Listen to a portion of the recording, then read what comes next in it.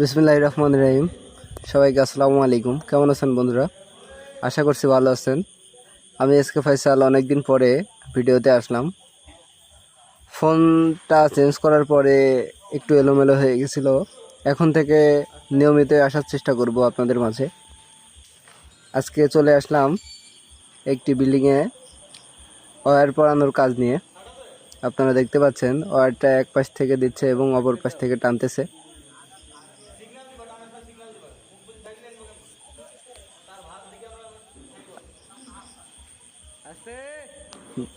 দেখতে পাচ্ছেন এই পাশ থেকে দিচ্ছে এবং অপর পাশ থেকে টানতেছে এবং অন্য আরেকটি পাইপে সোজাসুজি দিবে, সেটাও আপনাদের দেখাবো।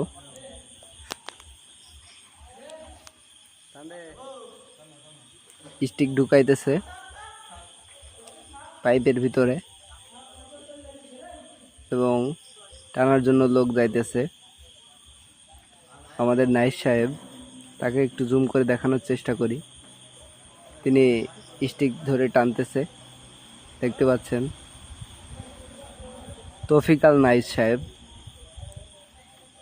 এবং সহকারী হেল্পিং হ্যান্ড আছে মেহেদি হাসান এবং আরও আছে শামীম এবং আমাদের সাথে আরও একজন আছে ছোট সহকারী আমিন সাহেব।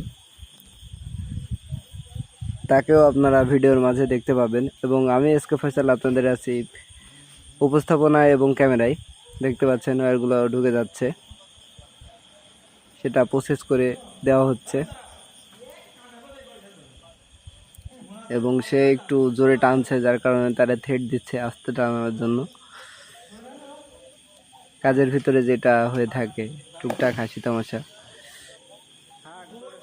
দেখতে পাচ্ছেন আমি